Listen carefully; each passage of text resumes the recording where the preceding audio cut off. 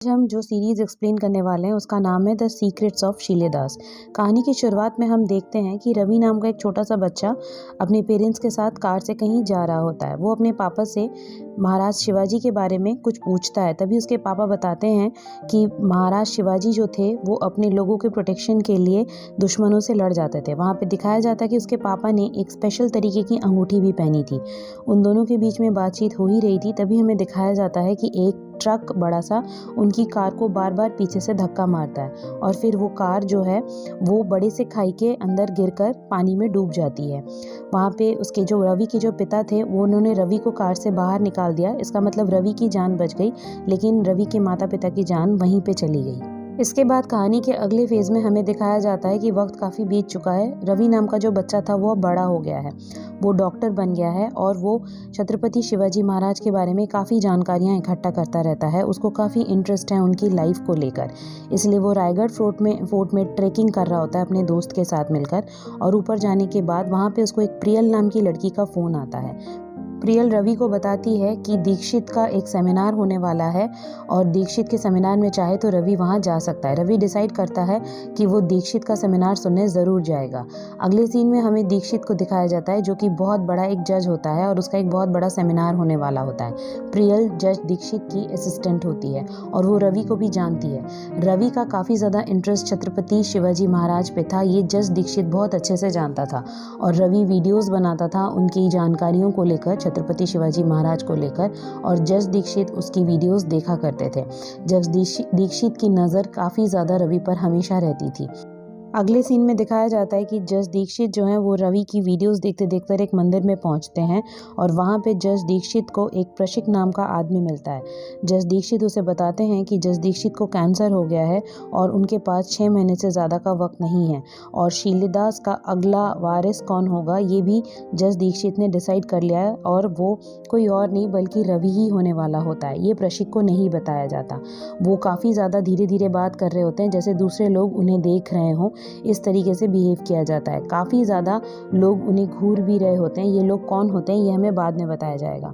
उस मंदिर से जाते जाते जज दीक्षित प्रशिक को ये बोलते हैं कि सूर्य प्रणाम करते हुए जाना पानी में। अब जज दीक्षित वहाँ से चले जाते हैं। उसके बाद प्रशिक जो है पास ही एक कंटेनर में पानी रखा हुआ होता है, वहाँ पे प्रशिक हाथ जोड़ने के लिए जाता है और वहाँ से वो डायरेक्ट सूर्य को देख पाए ऐसे झुकता है, लेकिन तभी उस कंटेनर के अंदर प्रशिक को एक चाबी दिखाई देती है। प्रशिक वो चाबी रख लेता है।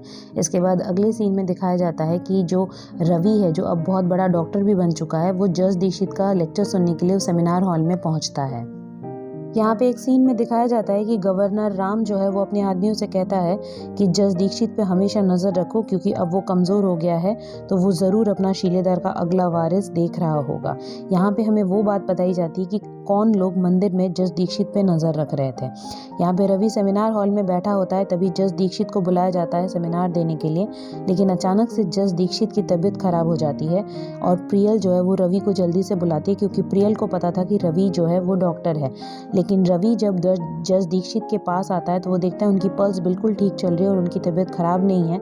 जो जज दीक्षित जो है वो नाटक कर रहे हैं ये रवि समझ जाता है, लेकिन एक चीज़ रवि को थोड़ी अजीब लगती है, वो ये है कि जज दीक्षित के हाथ में एक अंगूठी थी जो कि उसके पिता ने उस रात पहनी हुई थी। ये रवि को थोड़ा डिस्टर्ब कर देती है। जज दीक्षित रवि को बहुत धीमी आवाज़ में कहते हैं कि वो उनसे अकेले में मिले और उसके बाद वो उसे एक किताब गिफ्ट करते हैं और वहाँ से रवि को जाने के लिए बोलते हैं। रवि वो किताब लेकर उस सेमिनार हॉल से निकल जाता है। डॉक्टर रवि काफ़ी ज़्यादा डिस्टर्ब था क्योंकि उसे हमेशा यही लग रहा था कि उसके पिता की अंगूठी जज दीक्षित के पास कैसे आई, इसलिए वो जज दीक्षित से जल्द मिलने जाता है। वहाँ पे जज दीक्षित जो है वो रवि से मिलकर काफ़ी खुश होते हैं और वो बताते हैं कि रवि के पिता और जज दीक्षित बहुत अच्छे दोस्त हुआ करते थे। बेसिकली ये लोग शीलेदास होते हैं। शीलेदास वो हैं जो छत्रपति शिवाजी महाराज के खजाने की रक्षा कर रहे हैं। रवि को इन बातों में यकीन नहीं होता है, लेकिन फिर जज दीक्षित बताते हैं कि उसके माता पिता की मौत एक्सीडेंट में नहीं हुई थी बल्कि उन्हें मारा गया था क्योंकि वो शीलेदास का ही हिस्सा थे और उस वक्त वो छत्रपति शिवाजी महाराज के खजाने की रक्षा कर रहे थे। लेकिन रवि के पिता ने रवि की जान बचाई ताकि आगे शीलेदास की जो ये परंपरा है ये कंटिन्यू हो सके। इसीलिए जो भी शीलेदास बनता है उसे एक अंगूठी दी जाती है। इसीलिए रवि के पिता की अंगूठी और जज दीक्षित की अंगूठी एक जैसी थी। उसके बाद रवि जो है पहले तो यकीन नहीं हो रहा था, उसे फिर धीरे धीरे यकीन होने लगता है कि उसके पिता जो है वो छत्रपति शिवाजी महाराज के खजाने की रक्षा ही कर रहे थे। दीक्षित उसे ये भी बताता है कि जिस दिन उसके माता पिता की मौत हुई तभी रवि के दादाजी ने जानबूझकर किसी को एडॉप्शन के लिए भेजा और रवि का एडॉप्शन कराया गया। और बचपन से रवि को काफ़ी ज़्यादा छत्रपति शिवाजी महाराज के बारे में कहानियाँ सुनाई गई ताकि रवि के अंदर वो उत्सुकता बनी रहे शिवाजी महाराज को लेकर। और ये भी ध्यान रखा गया ताकि दुश्मनों को कभी पता ना चले कि रवि के माँ बाप जो एडॉप्शन किए हैं वो कौन है। रवि को अलग ही रखा गया इन सब से। ये दीक्षित के मुँह से ये सारी बातें सुनकर डॉक्टर रवि जो थे वो थोड़े परेशान हो जाते हैं। इतने में गवर्नर राम को फ़ोन जाता है और उन्हें बताया जाता है कि दीक्षित से डॉक्टर रवि मिलने आए हैं। तभी राम अपने 2 आदमियों को भेजता है दीक्षित के पास, जो कि इलेक्ट्रिशियन बनकर दीक्षित के पास आते हैं। और दीक्षित देखते ही समझ जाता है कि ये दुश्मन के आदमी है, इसलिए वो रवि को तुरंत वहाँ से जाने के लिए बोलता है। और जाते जाते एक किताब उसे पकड़ा देता है और कहता है कि इस किताब को आप बाद में पढ़िएगा, अभी मेरी हेल्थ ठीक है, अभी आपको मेरे चेकअप के लिए आने की ज़रूरत नहीं है। रवि को शुरुआत में कुछ समझ में नहीं आता, रवि वहाँ से चला जाता है। और अगले ही पल जब रवि अपने घर पे होता है तभी वहाँ पे पुलिस आ जाती है और रवि को गिरफ्तार करने की बात करती है। रवि कहता है किस लिए? तो पुलिस कहती है तुमने जज दीक्षित का खून किया है इस वजह से। तो रवि कहता है मैंने ऐसा कुछ भी नहीं किया, मैं तो उनसे मिलकर वापस आ गया था। तो लेकिन पुलिस जो है वो दीक्षित को मारने के जुर्म में रवि को पुलिस स्टेशन लेकर जाती है। साथ में रवि का दोस्त भी जाता है। वहाँ पे सीसीटीवी वीडियो दिखाया जाता है जहाँ रवि की एंट्री दिखाई देती है। और रवि जब बाहर निकलता है तब तक जज दीक्षित की मौत हो चुकी रहती है। लेकिन रवि पूछता है कि वो 2 इलेक्ट्रिशियन कहाँ हैं जो मेरे रहते आए थे, लेकिन उनकी कोई भी क्लिपिंग सीसीटीवी फुटेज में नहीं थी, इसलिए पुलिस नहीं मानती है। इसी बात में लेकर बहस चल रही होती है पुलिस और रवि और उसके दोस्त के बीच में। तभी वहाँ पे प्रियल आ जाती है जो कि दीक्षित की असिस्टेंट थी। वो वहाँ पे कहती है कि पहले पूरा प्रूफ लाइए, उसके बाद ही आप किसी को गिरफ्तार कर सकते हैं, सिर्फ सीसीटीवी के बेसिस में आप किसी को गिरफ्तार नहीं कर सकते। और उसके बाद वो रवि को वहाँ से लेकर चली जाती है। इसका मतलब जज दीक्षित की मौत हो चुकी है। किसने मारा है ये अभी तक कुछ भी नहीं बताया गया। रवि पुलिस के घेरे में आ चुका है। अब रवि बाहर आता है पुलिस स्टेशन से तो प्रियल और उसका दोस्त भी साथ होते हैं। रवि पूरी तरीके से कंफ्यूज है। एक तो शीलेदार वाली बात, ऊपर से जज दीक्षित की मौत, उसे कुछ समझ में नहीं आता। तभी वो देखता है कि उसके पास, रवि के पास एक जज दीक्षित का मैसेज आया होता है जिसमें सीक्रेट कोड में लिखा रहता है कि दीक्षित के चेम्बर में पहुँचो। अब दीक्षित के चेम्बर में पहुँचने का मतलब होता है कि वहाँ कुछ ना कुछ उसने रवि के लिए छोड़ा होगा। प्रियल के पास जज दीक्षित के चेम्बर का एक्सेस होता है क्योंकि वो उन्हीं की असिस्टेंट थी, इसलिए प्रियल साथ में जाती है। साथ में रवि का दोस्त भी पहुंचते हैं जज दीक्षित के चेम्बर के अंदर। जब ये लोग दीक्षित के चेम्बर में पहुंचते हैं तब आदि बाहर खड़ा होता है जो कि रवि का दोस्त होता है, ये बताने के लिए कि कुछ बाहर गड़बड़ तो नहीं है। अंदर जाकर पूरे चेम्बर की तलाशी लेते हैं लेकिन इन्हें कुछ नहीं मिलता। उसके बाद कुछ कोड वर्ड्स में इन्हें समझ में आ जाता है कि अशोक स्तंभ जो वहाँ रखा हुआ होता है उसे एक साथ मिलकर घुमाना है। प्रियल और रवि एक साथ उस अशोक स्तंभ को घुमाते हैं तो वो एक लॉक जैसा कुछ रहता है वो खुल जाता है और उसके बाद वहाँ से रवि को घड़ी का एक आधा हिस्सा मिलता है। इसका मतलब रवि जो है वो सही डायरेक्शन में आगे बढ़ रहा है। तभी आदि का कॉल आता है, वो ये बताता है कि पुलिस वहाँ आ गई है।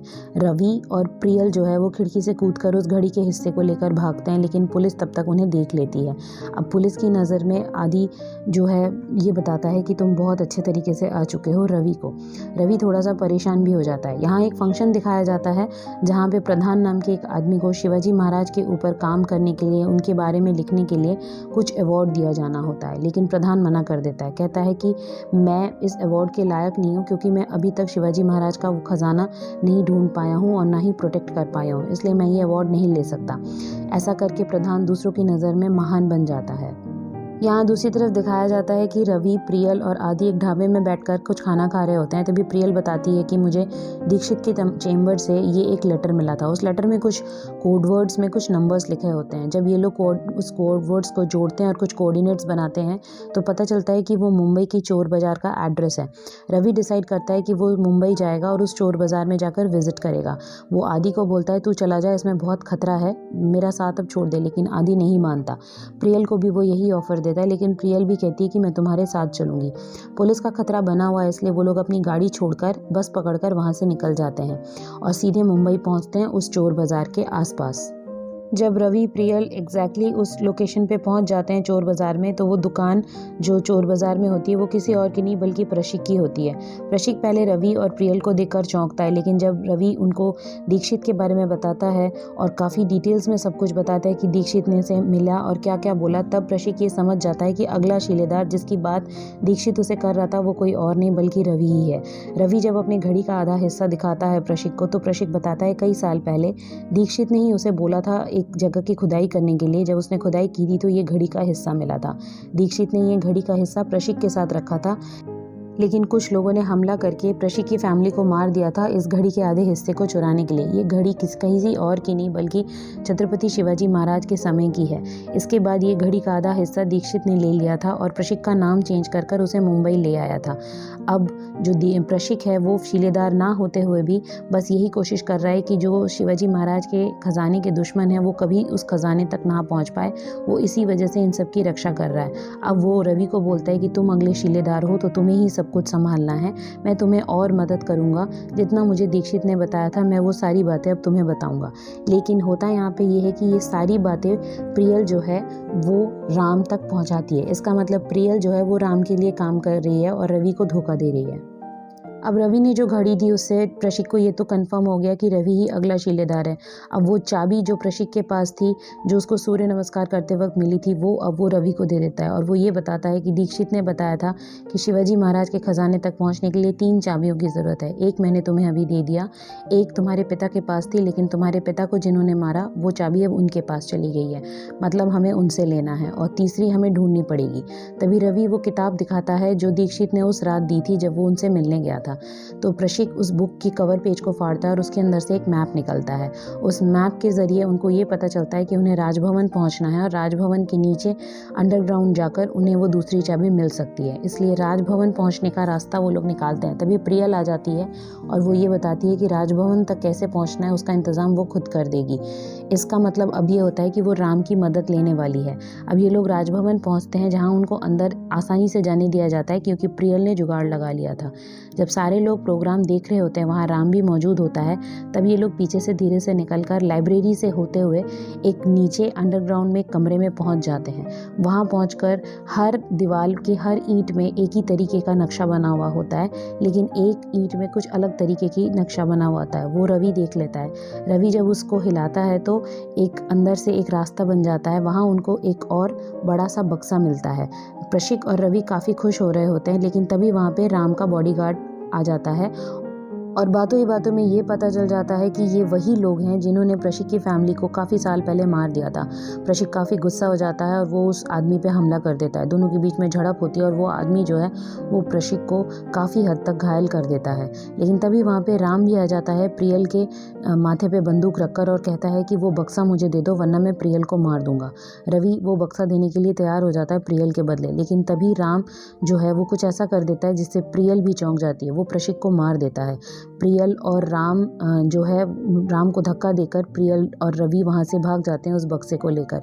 राम अपने आदमियों को बुलाता है। राम ने नहीं सोचा था कि प्रियल राम को धोखा दे देगी और प्रियल ने ये नहीं सोचा था कि राम जो है वो प्रशिक को इतनी आसानी से मार देगा। और अब प्रियल और रवि भाग रहे होते हैं। उस टनल के नीचे से एक रास्ता खुला होता है, उस बक्से के साथ वहाँ से भाग जाते हैं। आदि वेट कर रहा होता है कि जैसे ही रवि और प्रियल आएंगे वहाँ से वो कार लेकर निकल जाएगा। तभी वो लोग कार के पास आते हैं और वो लोग भाग जाते हैं वहाँ से। जो राम है वो पुलिस को ये बताता है कि कुछ लोगों ने हमला कर दिया था मुझ पर और इस तरीके से मैं किसी तरीके से अपनी जान बचाया। और राम अपने ही बॉडीगार्ड को बोलता है इस आदमी ने भी हमला किया था और मैंने इन्हें मार दिया। प्रशिक की लाश वहीं पड़ी रहती है। बाद में उसी रात जो रवि है वो बहुत डिस्टर्ब होता है और वो आदि को भी बोलता है तू मुझे जा सकता है छोड़कर, क्योंकि जान का बहुत खतरा है। आदि मना कर देता है, कहता है मैं तुझे छोड़कर कभी नहीं जाऊंगा। प्रियल को भी काफ़ी बुरा लगता है प्रशिक की मौत का और प्रियल जाके रवि को बता देती है कि वो राम के लिए काम करती है। बेसिकली वो लॉयर है ही नहीं, वो तो एक पुलिस इंस्पेक्टर थी और राम ने उसकी गरीबी का फ़ायदा उठाकर उसको शिलेदास के पीछे लगा दिया था, दीक्षित के पीछे लगा दिया था। वो चाहे वो माफ़ी मांगकर वहाँ से जाने लगती है, लेकिन रवि उसे रोक लेता है, कहता है कोई बात नहीं, हम आगे एक साथ काम करेंगे और छत्रपति शिवाजी महाराज के खजाने को बचा कर रहेंगे। जब उस बक्से को खोलते हैं तब रवि को कुछ भी समझ में नहीं आता, वो बक्सा खुलता ही नहीं है बेसिकली। तब रवि को याद आता है कि प्रधान के बारे में, जिसने अवार्ड लेने से मना कर दिया था। वो कहता है कि प्रधान को सब कुछ पता है उस छत्रपति शिवाजी महाराज के खजाने के बारे में, तो हमें उनसे मिलना चाहिए। फिर वो लोग उनका एड्रेस ढूंढकर उनसे मिलने के लिए पहुंचते हैं। पहले तो उसे एंट्री नहीं मिलती है, लेकिन आदि झूठ बोल देता है कि वो लोग काफ़ी बड़े यूट्यूबर्स हैं और उनके काफ़ी फॉलोअर्स हैं, इसलिए वो प्रधान का इंटरव्यू लेने के लिए आए हैं। तो उसे परमिशन मिल जाती है प्रधान के असिस्टेंट के थ्रू। बाद में पता चलता है कि उनके कोई भी फॉलोअर्स अच्छे नहीं हैं और बस एक यूट्यूब चैनल चलता है। लेकिन फिर भी वो अंदर जाते ही रवि जो है वो प्रधान को शिवाजी के महाराज के बारे में काफ़ी बातें बताता है।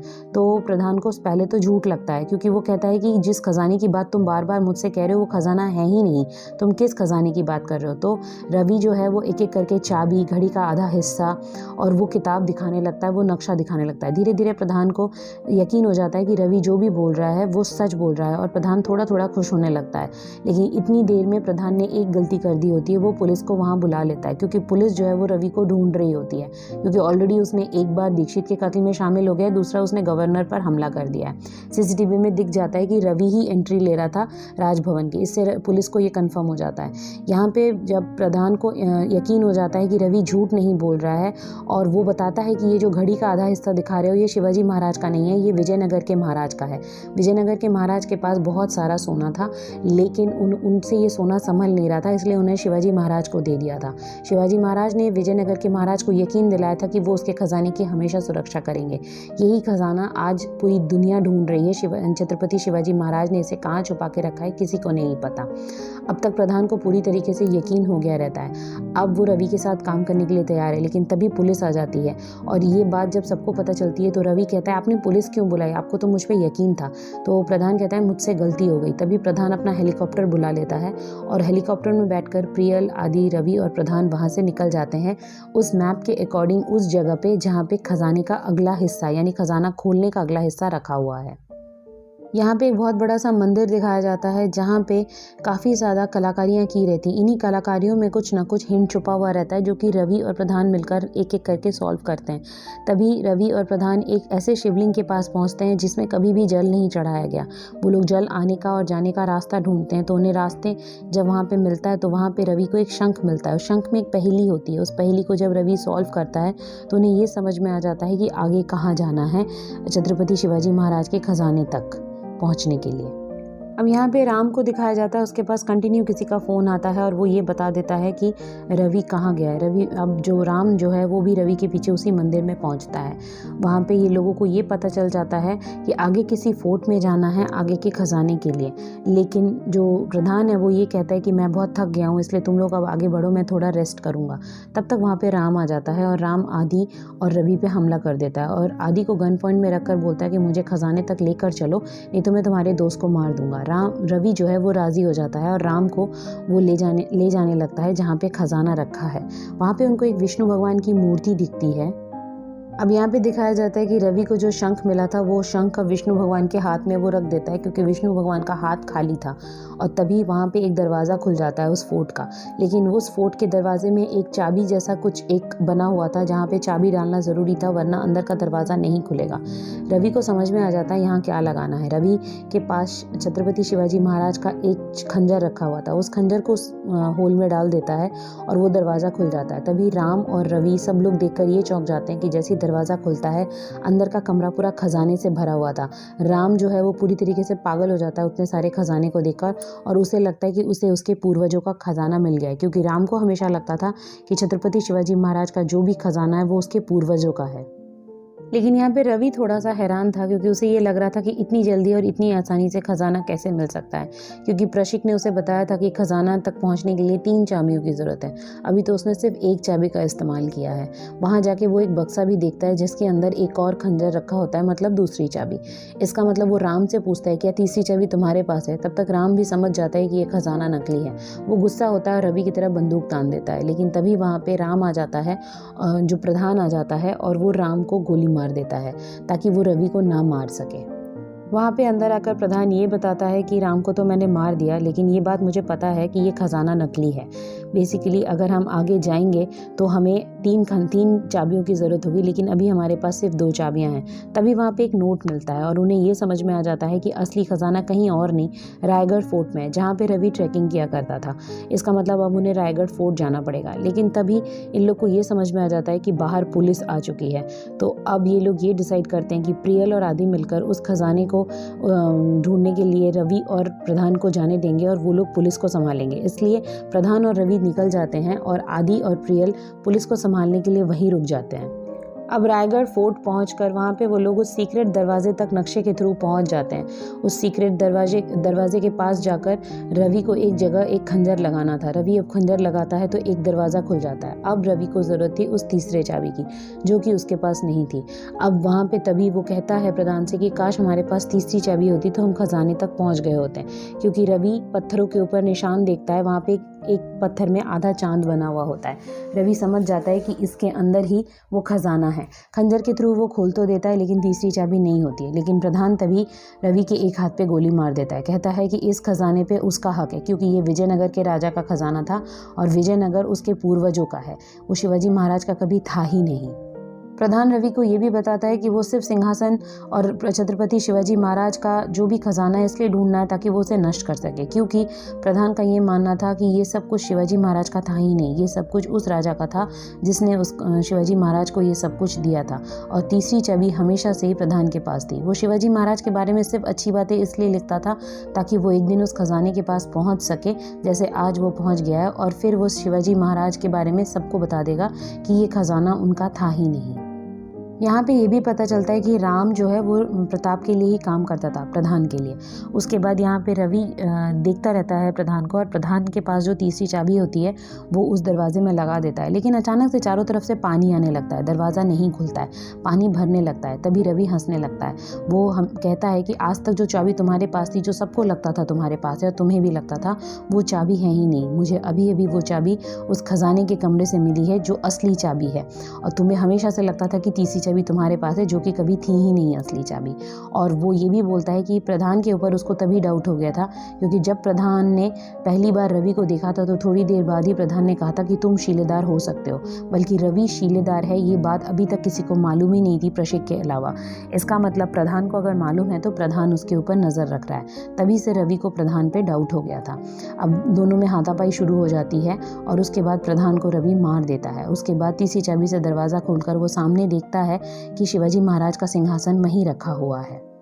रवि काफ़ी खुश होता है और अंदर जाता है सिंहासन के पास और हाथ जोड़कर वचन लेता है कि वो हमेशा उस सिंहासन का प्रोटेक्शन करेगा, हमेशा उस सिंहासन को प्रोटेक्ट करेगा, दूसरों से बचाएगा और कभी भी किसी गलत हाथों में नहीं पड़ने देगा।